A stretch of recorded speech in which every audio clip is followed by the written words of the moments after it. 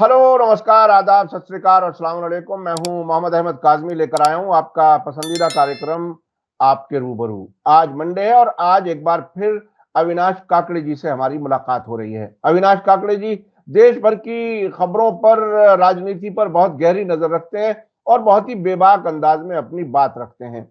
नागपुर में रहते हैं और किसान सेवा संघ के अध्यक्ष हैं। गांधीवादी विचारधारा के लिए जाने जाते हैं।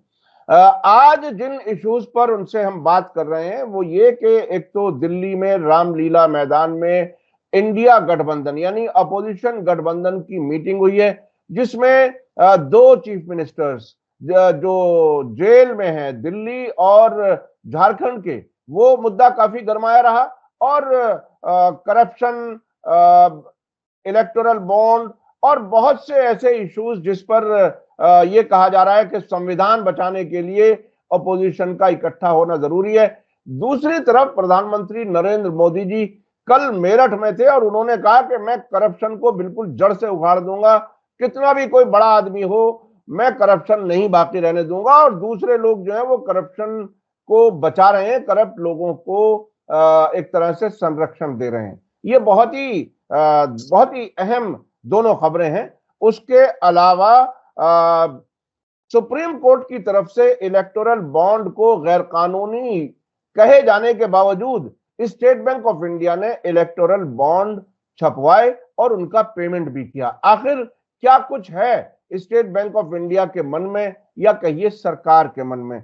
उसके अलावा कई दागी किस्म के नेता जिनको बीजेपी करप्ट कहती रही है और उन पर बहुत से इल्जाम लगाती रही है, वो लोग जब बीजेपी में आ गए तो उनको अपना कैंडिडेट भी बनाया गया है। जीएसटी के सिलसिले में भी एक अजीब घोटाला है जिसको जानना बहुत जरूरी है।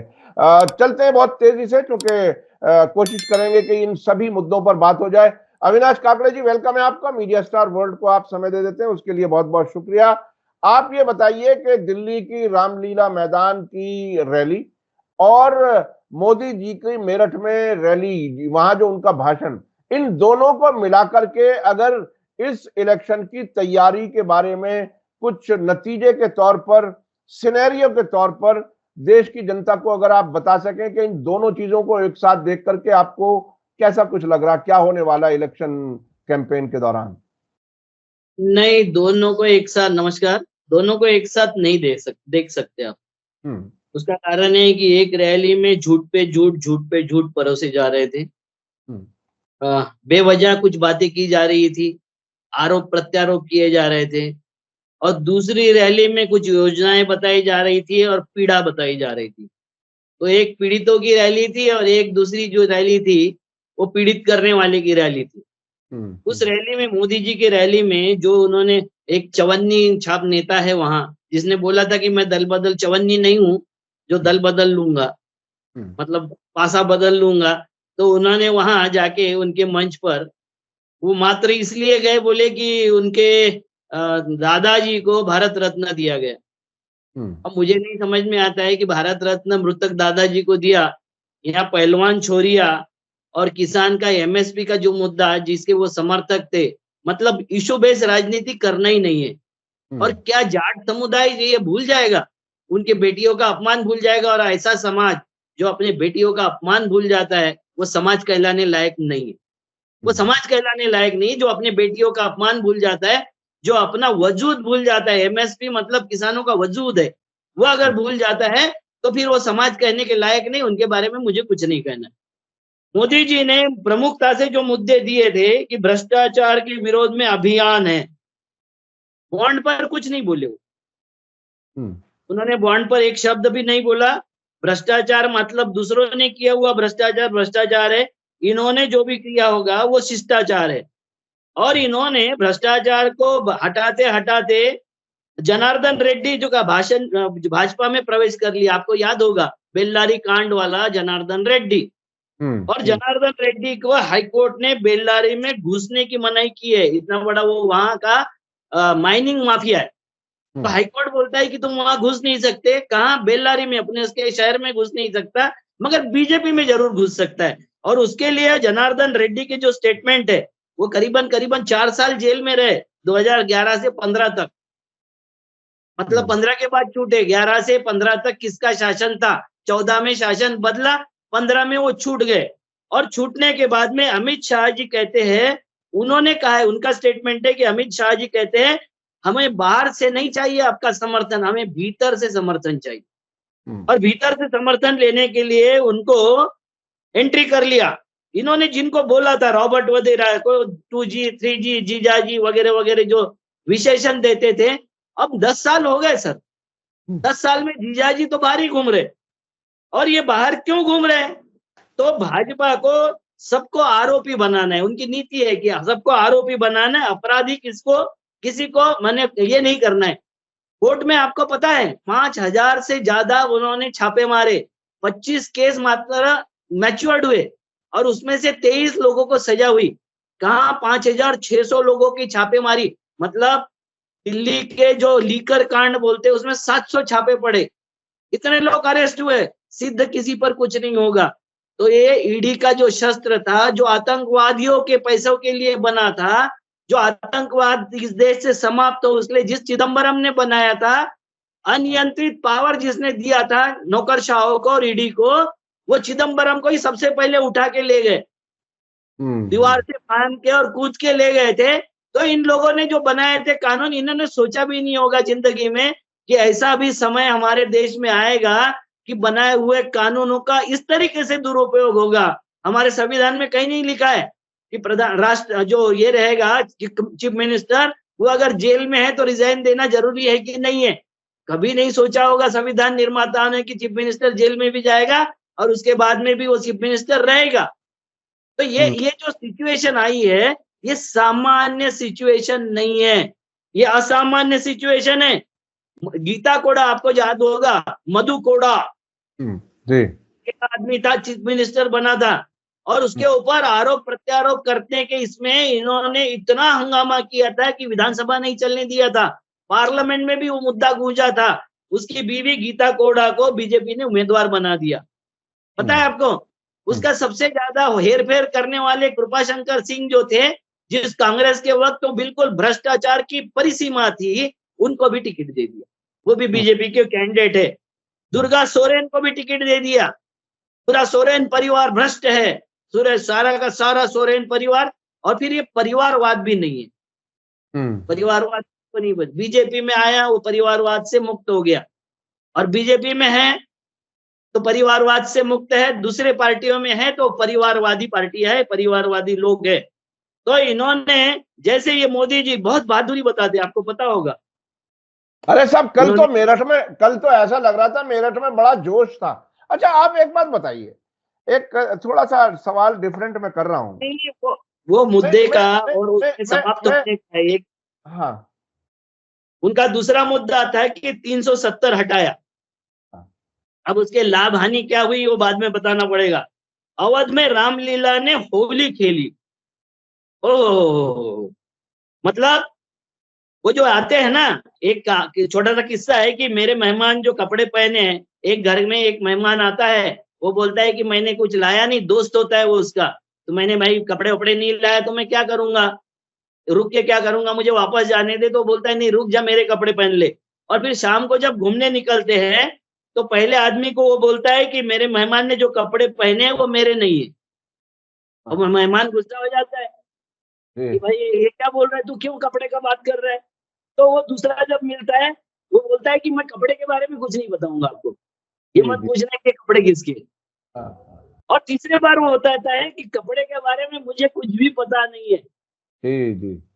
तो बताना क्या है, राम मंदिर, रामलला बता रहे हैं कि होली खेला है, रामलला होली खेले। अभी तक रामलीला होली नहीं खेलते थे, इन्होंने उनको होली खेलने लगाया, इन्होंने उनका अवतार करवाया, उन्होंने उनको प्रकट करवाया, इन्होंने हाथ पकड़ के रामलला को ले गए। बात को समझो, राम बहुत छोटे हैं, मोदी जी बहुत बड़े हैं। और उसके बाद में राम मंदिर हो गया। पूरी दुनिया, तीसरा मुद्दा, चौथा मुद्दा था, पूरी दुनिया भारत की ओर देख रही है। आपने अभी देखा होगा जर्मन और अमेरिका भारत की तरफ देख रही थी और पूछ रही थी कि केजरीवाल के ऊपर क्या हो रहा है। भारत की तरफ तो देख ही रहा है, पूरी दुनिया देख रही है। विकसनशील देश में भी नहीं रहा है हमारा देश, विकसनशील से अविकसित देश की तरफ हम चले गए हैं। और ये चले जाने का है कारण भारत की नीतियां। आपको मैं बता देता हूं, अविकसित देश कौन से हैं? जिन्होंने अर्थनीति और राजनीति से ऊपर धर्म को रखा है। धर्म के द्वारा उनकी राजनीति और अर्थनीति तय होती है, वो अविकसित देश है। जो विकसित देश है उनके सबसे ऊपर उनका अर्थ होता है, आर्थिक यानी जो नियोजन होता है, उसके बाद में उनकी राजनीति होती है और उसके बाद में धर्म होता है। धर्म को उन्होंने इससे अलग कर दिया, अर्थनीति से और राजनीति से अलग कर दिया, वो विकसित देश है। और हमारा देश अभी तक 70-75 सालों में ये नहीं समझ सका कि धर्म बड़ा है या अर्थ और राजनीति बड़ी है। राजनीति और धर्म का हर वक्त जो तालमेल लगा रहता है, वो देश अविकसित होते हैं, वो विकसनशील देशों में आते हैं। और अब हम अविकसित की तरफ जा रहे हैं क्योंकि धर्म सर्वोपरि है। धर्म से जिंदगी नहीं चलती है। तो अच्छा, धर्म भी तो उन्होंने कहा कि हम अगले 5 वर्षों के लिए रोड मैप बना रहे। रोड मैप इनका है हिंदू राष्ट्र बना रहे, मगर अविकसित भारत बनाएंगे। 1% लोगों के हाथ में 70% प्रॉपर्टी देश की दे देंगे, जो अभी दिया है वो 70% से 90% तक हो जाएगी। ये हमारा 5 साल का रोड मैप है। और उन्होंने बोला सशक्त मध्यम वर्ग भारत के विकास को बढ़ावा देगा। आप किसको विकास कहते हैं मुझे नहीं पता सर, मतलब कुछ चंद लोगों के हाथ में पैसे आ जाए, मध्यम वर्ग इनको इस वक्त सबक सिखाएगा, बिल्कुल सिखाएगा सबक। और चौधरी चरण सिंह को इंडी गठबंधन ने सम्मान नहीं दिया, हम सम्मान दे रहे। आप सावरकर को तो बहुत सम्मान देना चाहते थे, क्यों नहीं दिया उनको भारत रत्न क्यों नहीं दिया? किसने मना किया था? ये सावरकर भक्तों से मैं सवाल पूछता हूं कि सब्जी तरकारी जैसे आपने भारत रत्न को बांट दिया, 1-1 साल में 5-5, 6-6 लोगों को भारत रत्न दिया। और एक तो अभी अजूबा मैंने देखा, राष्ट्रपति महामहिम राष्ट्रपति खड़ी है, लाल कृष्ण आडवाणी जी को उम्र के वजह से मैं बैठा हुआ देखना कोई मुझे बुरा नहीं लगा, मगर मोदी जी भी बैठे हुए। राष्ट्रपति के सामने प्रधानमंत्री बैठते हैं और राष्ट्रपति खड़ी रहती है। ये लोकतंत्र बचाने की डींगे मारने वाले लोग और चौधरी चरण सिंह जी को सम्मान देने वाले लोग, ये है, यही लोग है। वो विकसित भारत में भारत बनाने के लिए 2024 का चुनाव हो रहा है। अब कौन सा विकसित भारत? जो आईपीएल मैच की तरह चुनाव खेल रहे हैं। राहुल गांधी ने बिल्कुल सही कहा कि आईपीएल मैच और मैच फिक्स करके और एम्पायर भी अपने अपॉइंट करके ये हमारे साथ खेल रहे और ये देश के साथ खेल रहे और उसके मुद्दों की कहीं बात नहीं होती। तो ये देखिए, मैं एक बीच में जो सवाल मेरे जहन में आ रहा था वो ये था कि झूठ बोलने के लिए इतनी हिम्मत कहां से जुटाते हैं मोदी जी? आखिर वो कौन सी ताकत है जो मुसलसल झूठ बोलने में चेहरे पर कोई शिकन नहीं आती, बॉडी लैंग्वेज पे कहीं असर नजर नहीं आता? वो कौन सी क्या वजह हो सकती है? क्योंकि झूठ का तो सब लोगों को अच्छी तरह से पता है। ये आरएसएस का ट्रेनिंग है। झूठ बोलो, झूठ बोलो, झूठ बोलो, 100 बार एक झूठ बोला जाएगा तो वो सच लगने लगेगा। ये आरएसएस की ट्रेनिंग है, बेसिक ट्रेनिंग है आरएसएस की। कि झूठ बोलते वक्त आपकी जबान नहीं हिलना चाहिए, आपके चेहरे पर वो कोई आना नहीं चाहिए, उसका रिफ्लेक्शन नहीं आना चाहिए, क्योंकि जिंदगी भर झूठ ही बोले। जो कुछ बात ये बताते हैं, जो कुछ उन्होंने कर्मकांड हमारे पीछे लगा दिए हैं, भगवानों का जो षड्यंत्र इन्होंने रचा है, जातियों का षड्यंत्र जो रचा है, ये सारा वर्ण व्यवस्था का षड्यंत्र जो रचा है, ये सारा झूठ है, उनको पता है। मगर इतने कॉन्फिडेंस से बोलते हैं कि हमारे सब लोगों के जहन में चला गया है कि हाँ ये सच है। मैं वही कह रहा हूं, मैं वही कह रहा हूं। देखिए, सच और झूठ की जब चर्चा होती थी, जब मीडिया आजाद था और उसमें लोगों को सोचने की गुंजाइश होती थी जब कोई सवाल उठाता था। अब सवाल उठाने वालों को तो कर दिया खामोश, और एक आदमी है, एक ग्रुप है जो मुसलसल झूठ बोल रहा है। ये जो नई नस्लें हैं, नए नौजवान बच्चे हैं जो अभी मिसाल के तौर पर पहली बार वोट करेंगे, उनको तो शायद ऐसा लग रहा हो कि हाँ ये आदमी सच ही बोल रहा है। इससे बचने का कोई तरीका है क्या? देखो, बचने का तरीका तो है कि आपके पास में मीडिया आपका भी है, गोदी मीडिया वो हो चुका है, उनका सबको पता है। आजकल वो गेट पर बैठने वाले अंकल भी बोलते हैं, बोलने लग गए हैं कि नहीं, मोदी ने अच्छा नहीं किया, ये दो सीएम को अंदर डाल दिया और अपने भ्रष्टाचारियों को अपने अंदर ले रहा। भ्रष्टाचार मुक्ति का मतलब ये नहीं होता कि जनार्दन ने भी तुम्हारे साथ में, कोड़ा तुम्हारे साथ में, कृपाशंकर तुम्हारे साथ में, सारे भ्रष्टाचारी तुम्हारे साथ में, और फिर भी तुम भ्रष्टाचार मुक्त शासन करके दूसरे को भ्रष्टाचार में फंसा रहे हो। ये भ्रष्टाचार मुक्ति नहीं होता। देखो, एक बात आपको बताता हूँ, कहीं चर्चा में नहीं आया होगा, राहुल गांधी ने एक घोषणा किया है कि 25 साल के हर नौजवान को 1-1 लाख रुपए हर साल हम बेकारी भत्ता देंगे। जी हाँ, वो मीडिया में कहीं नजर नहीं आ रहा है ना। 30 लाख सरकारी रिक्त पद है, वो भरेंगे, वो कहीं आ रहा है नजर। हमको लेवल प्लेइंग फील्ड नहीं मिल रही है, हमारे खाते सील हो गए, ये इसकी चर्चा नहीं हो रही है।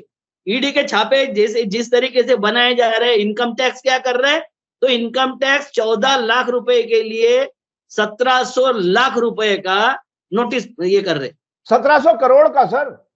हाँ, अब मुझे तो ये बताओ, पहली बात तो ये मुझे समझ में नहीं आती है, क्या इनकम टैक्स पार्टियों के इस पे लगता है? इनकम टैक्स में प्रोविजन ही नहीं है उस कानून में कि किसी पार्टी पर इनकम टैक्स की रिकवरी किया जाए, या इनकम टैक्स का नोटिस दिया जाए, या इनकम टैक्स के उनके ऊपर कुछ छापे डाले जाए। ये पार्टी के ऊपर नहीं लागू होता है। ये हमारे यहाँ सब, मुझे लगता है कि ये कानून शायद बदल गया है। इसलिए राहुल गांधी ने एक बात बोला है कि सत्ता में अगर दोबारा आएंगे, हर वक्त को ये रहेंगे सत्ता में, इसकी गारंटी मत लीजिए, मगर जब मैं सत्ता में आऊंगा तो तुमको समझा दूंगा कि इस तरीके का बिहेवियर शोभा नहीं देता है। तो ये अच्छा आगे सुनिए, मैं आगे बात बढ़ाने से पहले मैं अब आपका असेसमेंट थोड़ा सा बीच में मालूम कर लूं। अभी आपको क्या कुछ लग रहा है, इलेक्शन का नतीजा क्या कुछ होने वाला? आपको कुछ कोई अंदाज, कोई अटकल, कुछ इशारे अगर कुछ हो तो वो बताइए, ताकि लोग थोड़ा सा डायरेक्ट कुछ चीजें समझना चाहते हैं। मैं डायरेक्ट समझाता हूं कि हर स्टेट में सीटें कम हो रही है, मगर 200 सीटें भी आएगी तो मोदी प्रधानमंत्री बनेंगे और 200 लोगों को सस्पेंड कर देंगे। हाउस के फ्लोर पर वो शपथ ग्रहण यानी कॉन्फिडेंस मोशन नहीं लाएंगे।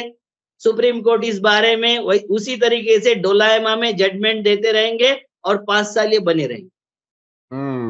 ये है बहुत ही खतरनाक किस्म का प्लान है जो आप बता रहे हैं कि सीटें कम आने के बावजूद प्रधानमंत्री बने रहेंगे मोदी जी। फिर तो वो वाली बात फिर ठीक है कि कुछ भी हो जाए आएंगे तो मोदी, फिर तो वो वाली बात ठीक है, कुछ भी हो जाए मोदी जी आएंगे। इसीलिए मैं बता रहा हूं कि मोदी को नंबर 1 की सीटें नहीं मिलनी चाहिए, और मेरा अंदेशा है कि 100 के आसपास ही सीटें आएगी मोदी जी की, 100 से 130 के बीच में। उससे ज्यादा अगर कांग्रेस की सीटें आती है तो उनको बुलाना मजबूरी हो जाएगा। जी देखिए, ये भी फर्स्ट नंबर की पार्टी बीजेपी आ गई तो भी इस देश में मोदी राज नहीं जाएगा। जी ये बहुत ही खतरनाक इशारा है, बहुत ही खतरनाक इशारा है। अच्छा, अब मैं थोड़ा सा चलना चाहता हूं, वक्त चूंकि कम होता जा रहा है। स्टेट बैंक ऑफ इंडिया ने जो इलेक्टोरल बॉन्ड्स छापे हैं इलीगल कहे जाने के बावजूद सुप्रीम कोर्ट के जरिए, वो क्या कुछ है, थोड़ा सा और बताइए, ताकि स्टेट बैंक ऑफ इंडिया के जो जिम्मेदार हैं, वो जिन्होंने सुप्रीम कोर्ट को कई किस्तों में इंफॉर्मेशन दी, डांट डपट रोजाना होती रही, उसके बाद इंफॉर्मेशन आई जितनी उसे चाहिए थी, लेकिन अब भी वो कहीं ना कहीं कुछ करने की कोशिश कर रहा है, बीजेपी के ही लिए काम करने की कोशिश कर रहा है। देश सर्वोपरि नहीं रहा क्या स्टेट बैंक ऑफ इंडिया के जिम्मेदारों के लिए? क्या है? ये देखो, एक बात और मैं उस भाषण के बारे में बोल देता हूँ, फिर इस पे आएंगे कि उसमें ममता बनर्जी, जिन्होंने सीट शेयरिंग नहीं किया, उन्होंने बोला कि हम इंडिया का हिस्सा थे और रहेंगे, ये इनके लिए है। और 10,000 के जो आपने पूछा था कि ये जो छापा है, अब ये छापने वाला जो प्रोसेस है वो बहुत ही खतरनाक है। 15 फरवरी को सुप्रीम कोर्ट ने बॉन्ड को असंवैधानिक घोषित कर दिया। 21 फरवरी को वो बॉन्ड छापे गए, रिलीज कर दिए, मतलब वहां से निकल गए वो, और वो बैंक में आ गए, बैंक में डिपॉजिट हो गए। और बैंक ने ये बोला 28 फरवरी को कि ये इस तरीके के बॉन्ड हमने क्यों छपाए, क्या छपाए, उसका कोई मतलब नहीं है, मगर उसका पेमेंट उन्होंने मांग लिया। स्टेट बैंक ने पेमेंट मांग लिया कि इसके ऊपर हमारा खर्चा हुआ है 1,90,00,000 रुपए, उसका पेमेंट भी सेंट्रल गवर्नमेंट की फाइनेंस डिपार्टमेंट में कर दिया। आप बात को समझिए, कितना गंभीर मामला है। सुप्रीम कोर्ट चिल्लाते रहे, सुप्रीम कोर्ट बोलते रहे असंवैधानिक है, मगर इनका व्यवहार चल रहा है। इनको लग रहा है छुपके हम रिलीज भी कर देंगे, इसका इंफॉर्मेशन पीछे के अकाउंट में डाल देंगे। कुछ ना कुछ इसमें चोरी करने का उद्देश्य है, इसलिए ये सारे के सारे पेमेंट, मतलब नासिक के प्रिंटिंग प्रेस का भी पेमेंट हो गया, स्टेट बैंक के जीएसटी के साथ में भी पेमेंट हो गया, और ये सारा पेमेंट सेंट्रल गवर्नमेंट ने किया, जबकि सुप्रीम कोर्ट ने बोला था ये असंवैधानिक कार्य है। तो इन्होंने सारे इंस्टीट्यूशन जितने भारत सरकार के इंस्टीट्यूशन है, सबको करप्शन में शामिल कर लिया। ये कितनी तकलीफदेह बात है कि जो संवैधानिक संस्थाएं हैं, जो स्टेट बैंक ऑफ इंडिया पूरे देश का सबसे भरोसेमंद सरकारी बैंक समझा जाता है, वहां भी ऐसे लोग बैठे हुए हैं कि वो सुप्रीम कोर्ट की बात नहीं सुन रहे। फाइनेंस मिनिस्ट्री में वो लोग हैं जो सुप्रीम कोर्ट की बात नहीं सुन रहे। ये बहुत ही खतरनाक ट्रेंड है। कुछ ना कुछ बड़ा प्लान है जिसकी तरफ देश को वो ले जाना चाहते हैं। मैं एक बात बताना चाहता हूँ, इन्होंने 45,000 रेड मारा ईडी ने। मामले कितने दर्ज हुए? तो 5,906, और उसको कहां तक पहुंचे? कोर्ट तक पहुंचे 25 मामले, और 23 मामलों में सजा हुई, और ईडी बोलता है सक्सेस रेट हमारा 90% है। मुझे नहीं समझ में आता सर, ये रेट कैसे निकलता है, रेट कैसी होती है, ईडी की केस कैसी होती है। ईडी नाम का ये जो तोता चिदम्बरम ने बनाया था, ये कैसा तोता बना के जो आतंकवादियों का फंडिंग रोकने के लिए बना था, ये कहाँ का तोता, इनको ही घसीटने लग गया। जो कानून बनाते वक्त आंख मूंद के बनाते हैं, उनका ये है। आप देखिए काकड़े साहब, मैं एक बात बताऊं आपको, इस सरकार ने बहुत से आंकड़े अब तक बताए हैं। अगर कहीं भी डिटेल ये सरकार दे दे तो मुझे नहीं लगता कि मतलब वो मैच कर पाएगा जो घोषणा करते हैं। मिसाल के तौर पर 80 करोड़ लोगों को 5 किलो अनाज, अगर 80 करोड़ की वाकई लिस्ट मांग ली जाए तो मुझे उम्मीद नहीं है। उसके अलावा सरकारें, ये बता दिया जाता है प्रधानमंत्री जो मकान बनाने वाली योजना है, इतने करोड़ लोगों को मकान दे दिया गया। अगर आरटीआई के जरिए सारी डिटेल मांग ली जाए सरकार से, मुझे डाउट है कि कहीं कोई वो आंकड़े मैच कर सके जितनी वो ऐलान करते हैं। तो अगर यहां भी कुछ आंकड़े बता दिए गए, जीएसटी जिसका तो कच्चा चिट्ठा बिल्कुल चिट्ठा क्लियर रहता है, सारा रिकॉर्ड क्लियर रहता है, उसमें भी हम पढ़ना जान गए क्या? आर्थिकता से हम शिक्षित हो गए क्या? फेब्रुआरी में 2024 के फेब्रुआरी में 1,63,367 करोड़ का जीएसटी जमा हुआ।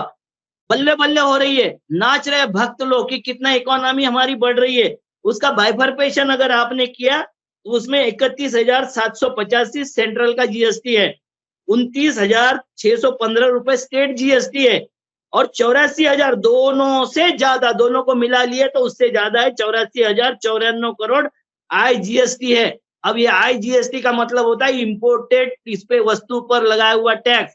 मतलब देश में उत्पादन बंद हो गया है। हम बोल रहे हैं make in India, made in India, ये किसको मूर्ख बना रहे? किसको मूर्ख बना रहे?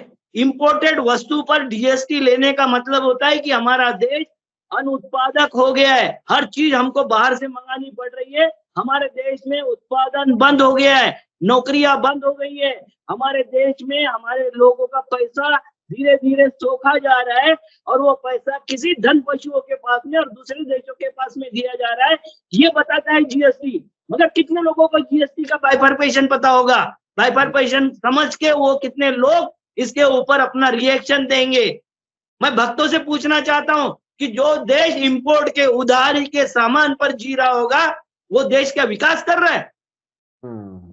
ये देखिए, विदेशों से सामान जो आता है उस पर टैक्स लगा करके दो चीजें होती हैं। एक तो जो इंपोर्ट टैक्स होता है वो अलग होता है, जिसे एयरपोर्ट वाले या जो संस्थाएं वो लेती हैं। एक ये जीएसटी, सरकार एक तरह से उस सामान को महंगा भी कर देती है। यानी ये टैक्स लेकर के महंगा भी तो कर देती है, इससे महंगाई भी तो बढ़ती है ना।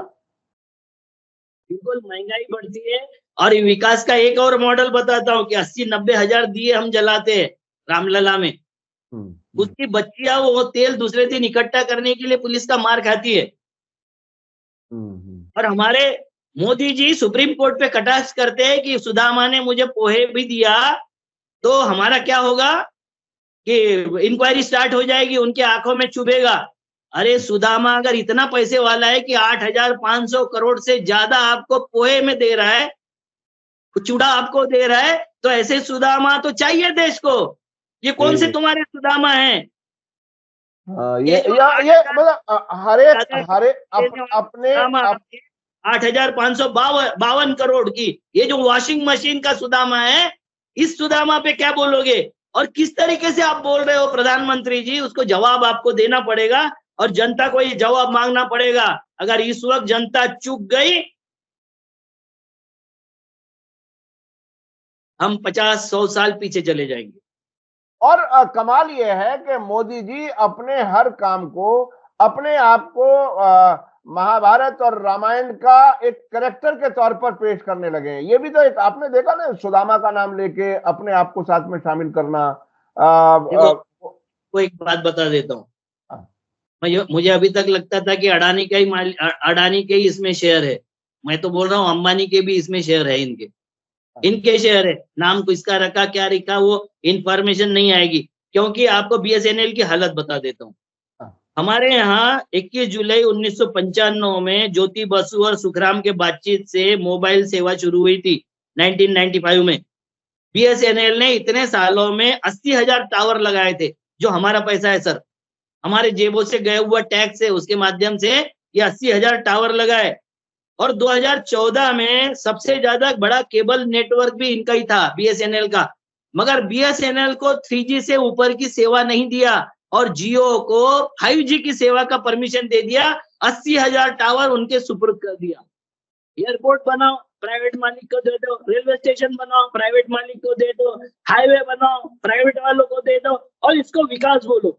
ये 2094 में जो हुआ था, बीपीएल मोबाइल कम्युनिकेशन भारत का पहला मोबाइल नेटवर्क था। उसके बाद में उसके मालिक थे आईपी खेतान और नलिन खेतान, और इसके संदीप बसु थे। उसका लाइसेंस तक रिन्यूअल नहीं किया 2014 में उस कंपनी का। उस वक्त हमारे यहाँ जो ऑपरेटर कंपनियां थी, मोबाइल ऑपरेट करती थी सर्विस, 13 कंपनियां थी। अब 6 कंपनियां बची है हमारे पास में मात्र। और 6 कंपनियों में भी आप ऐसा समझ लो कि जियो जो इनकी कंपनी है, वोडाफोन जो ब्रिटेन की कंपनी है, 60 देशों में ऑपरेट करती है, एयरटेल जिसमें बिरला का शेयर है, और 2 बची हुई कंपनियां है बीएसएनएल और एमटीएनएल, उसको बेचने का पूरा बंदोबस्त इन्होंने कर लिया। और 6वीं कंपनी मरते भिड़ते आई है, साइफी, कमलनाथ जी की कंपनी है। ये देश का पूरा सिस्टम पेट्रोलिंग का सिस्टम, एयरपोर्ट का सिस्टम, ये सी पोर्ट का सिस्टम, आपको पता है कि 28वां सी पोर्ट अभी फिर से अडानी के मालिकियत का हो गया। मतलब सारा का सारा उनके मालिकियत का, सारा का सारा प्राइवेटाइज करके, और फिर देश में नौकरियां कहां से आएगी, विकास किसको बोलते हैं? तो सब कुछ बेचने को विकास हम बोलते हैं। सब कुछ बेचने को विकास बोलते हैं। और ये बहुत ही इतना खतरनाक है कि देखिए, एक घर बनाइए और प्राइवेट के हाथ में दे दीजिए कौड़ियों में। हमें याद है कि जब एयर इंडिया बेची थी, उस एयर इंडिया की जो कॉस्ट थी, वो मुंबई में जो एक ऑफिस है उनका, उस बिल्डिंग की कीमत भी नहीं ली गई।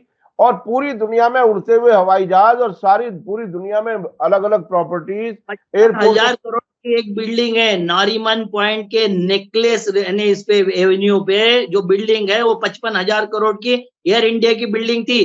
क्योंकि वो जो वहां भी एक सेंट्रल विस्टा बनाने का प्रोग्राम चल रहा था, तो मंत्रालय और उसका एक्सटेंशन में ये बिल्डिंग एक्वायर कर लेंगे, तो इसकी जो सरकारी वैल्यू निकाली थी गवर्नमेंट वैल्यूअर ने, 55,000 करोड़ रुपए की थी। और सारी की सारी उस बिल्डिंग के समेत सारी की सारी एयर इंडिया, इंडियन एयरलाइंस मात्र 17,000 करोड़ में बेच दिया प्राइवेट को।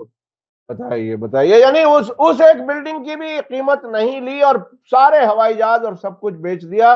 क्योंकि बिल्कुल ऐसा लगता है जैसे अपने बिल्कुल वो लोग हैं जो रिश्तेदार हैं, जो इनको ये जो इलेक्टोरल बॉन्ड है उससे सारी चीजें सामने आई हैं कि किस किस तरह से वापस ऑबलाइज किया जाता है पार्टी को। और मोदी जी उसके बारे में बोलते हैं कि पैसा कहाँ से आया, कहाँ खर्च हुआ, ये सभी को पता चल गया, जैसा कुछ इन्होंने डिक्लेयर कर दिया। जी जी मतलब जी जी फिर एक झूठ। हाँ, फिर एक झूठ। और हालांकि उसको दबाने की कोशिश की गई थी। जो सामने आई ना तारीखें, रेट डाला पैसे लिया, रेट डाला पैसे लिया, डाकू भी तो यही करते हैं। जी जी जी, बिल्कुल बिल्कुल। ये है हकीकत। आंखें खोल के जियो और देश की भलाई के बारे में सोचो, ये सबसे अहम मैसेज है आज के इस इंटरव्यू में। मुझे लगता है कि हमारे पास वक्त खत्म हो गया। कोई आखिरी में चुनाव हमारे लिए मौका होता है जनता के लिए मालिकियत सिद्ध करने का। बिल्कुल, बिल्कुल। अगर मालिकियत का क्लेम भी नहीं करोगे, दावा भी नहीं करोगे कि हम मालिक है, तो फिर तुम्हारा कोई मालिक नहीं भैया, तुम सबके गुलाम हो। जी जी जी, बिल्कुल। गुलामी की तैयारी पूरी है। अगर आंख ना खुली। एक और बात याद रखना, आप बहुत बहादुर समझते हो ना, एक रिकॉर्ड मेरे पास में आया कि मोदी जी का जो गुजरात में बंगला था सीएम वाला, एक बार एक बहुत जोर से आवाज आई, सीएम अंदर सोए थे, रात में 1 बजे बाहर निकले, शॉल लपेटकर बाहर निकल गए और ड्राइवर को बोलते चलो चलो चलो जल्दी। ड्राइवर भागते हुए है, गार्ड भागते हुए है और ये निकल गए अहमदाबाद के तरफ। फिर बाद में अहमदाबाद के आसपास पहुंच के पुलिस वाले ने पूछा कि क्या हुआ सर, तो बोले बम से हमला हो गया, हमारे बंगले पर बम से हमला हो गया। जब पता चला कि बम से हमला नहीं था, वो हाईवे पर किसी ट्रक का टायर फूट गया था। ये इतने बहादुर है। बताइए बताइए, ये है। और सर मुझे याद है उसके बाद कुछ और भी हुआ था। कुछ लड़कों को गिरफ्तार किया था ये कहते हुए कि मोदी जी के कत्ल की साजिश में लोग शामिल थे और उन पर टेररिज्म का मुकदमा भी चला था। तो ये क्या क्या होता है, सरकार कैसे चलाते हैं और कितने बहादुर हैं और क्या कुछ करते हैं, ये आपने बहुत सी चीजें याद दिलाई। बहुत बहुत शुक्रिया अविनाश काकड़े जी। वक्त की कमी की वजह से और लंबी बात नहीं हो सकती, फिर अगले सोमवार को, मंडे को फिर बात करेंगे आपसे। बहुत बहुत शुक्रिया। इसी के साथ मुझे दीजिए इजाजत। धन्यवाद, शुक्रिया।